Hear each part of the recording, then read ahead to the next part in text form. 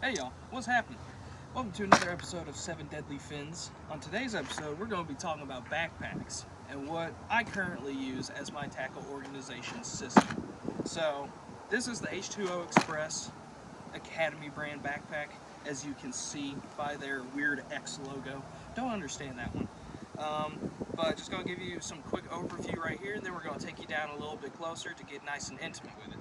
So, as you understand, backpacks have straps. These are padded straps. It's got 3 main compartments. It's got the bottom, the top, and then a smaller top section, and then a couple pouches in between. But let's get a little deeper with it. So, working here from front to back, right here is a small pouch that can hold an assortment of things.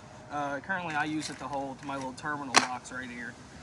And it's a decent size. It runs the entire length to about halfway through the bag. Then right above it, you have what they market as a tool pouch, where you can put your pliers in at an angle and it comes out the corner. I don't use it. It's gimmicky. Right above it, we then have our first main pouch, which is a pretty deep pouch. One section of it goes all the way to the bottom, but the other main section stops halfway.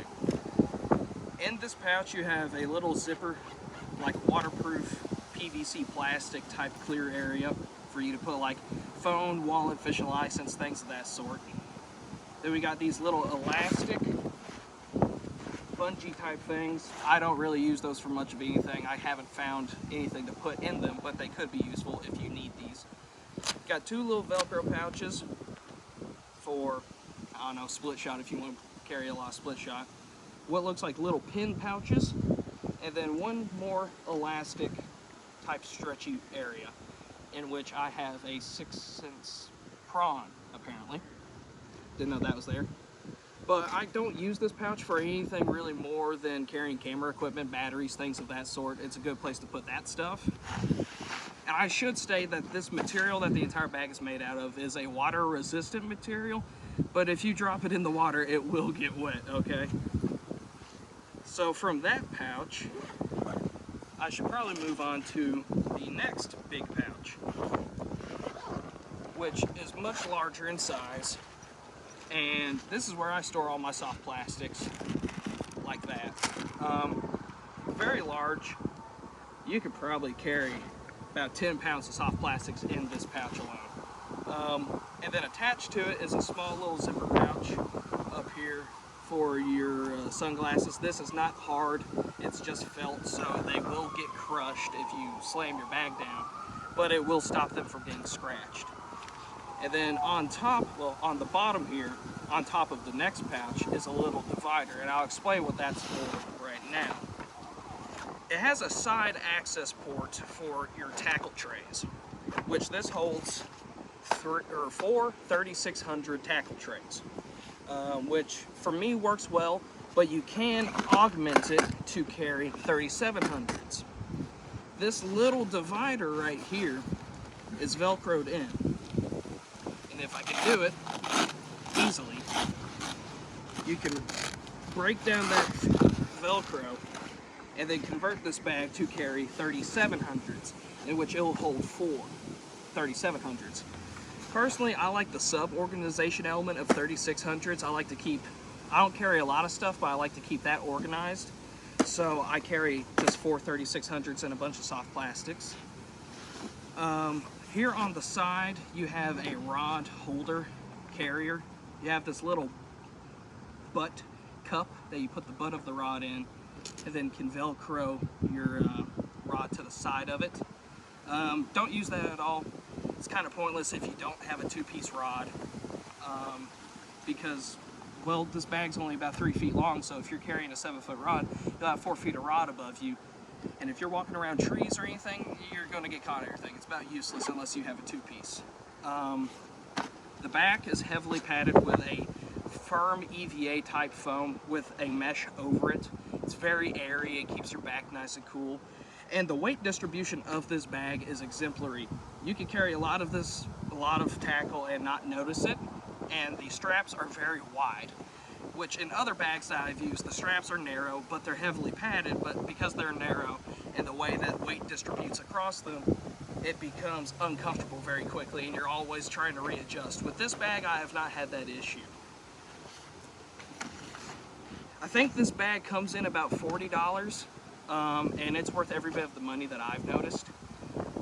I haven't had any issues with it, and I've used it for 6 months now, somewhere in there. And it holds all that I needed to hold, and even more. Alrighty, next I'm going to talk about the more like fine details of the bag, instead of just broad strokes. The zippers themselves are plastic zippers, the actual weaving mechanism of the zipper. While the zipper pulls are rubberized, they have a rubber H2O Xpress coating on them, and they are very grippy. I like them, and they're nice and wide. The actual zipper clasp is metal, looks like aluminum to me, and they've held up just fine. I haven't had any issue with any zippers tearing out or things of that sort. The seams are not double stitched seams. It appears they seem just single stitched, but I have not had any seams tear out thus far. The overall material of the bag is very thick. It's a thick nylon, almost like a ripstop material, which I have not torn it, so I can't tell you if it does stop rips, but it's very thick, and it does seem like it will hold up over months and years of wear and tear. And at a $40 bag, you're not putting in a lot of money, because the bag that I was looking at besides this one was the Tackle Warehouse backpack. And I chose this over that one for price reasons, and also just for the feature set. I found the Tackle Warehouse backpack to have a lot of features that I didn't need, whereas this one just fit the bill pretty well. Man, this is some pretty windy wind, man. Well, I guess, you know, the week after tornado, we are in the middle of tornado season in December. Like, what is going on? I have no clue. Rating system, I give this bag a 8 out of 10. My only complaint with the bag is that I cannot find a decent place to put little boxes like this besides that front pouch. Which in this front pouch, it is exposed to the elements, but inside any of the other pouches, it just falls down. It gets in the way of other stuff, because since all the pouches of the bag are layered on top of one another, you can see and feel stuff in the other pouch from another pouch. So this will block like me putting in my actual tackle trays, even though this is in a completely unseparated part of the bag. But aside from that, this bag has been perfect for what I need to do, and it can carry a buttload of crap, especially soft plastics. Like, this is pretty light for what I carry in my bag, you know, about 6 or 7 packs of soft plastics. And I could fit at least quadruple of this amount. It is absolutely stellar on how much crap you could get in here. But yeah, 8 out of 10. I thoroughly like it, and for the money, I don't think it can be beat. Logan may have some differing opinions on his choice of backpack. Stay tuned for that in tomorrow's video. Logan will be going over his primary choice of tackle setup.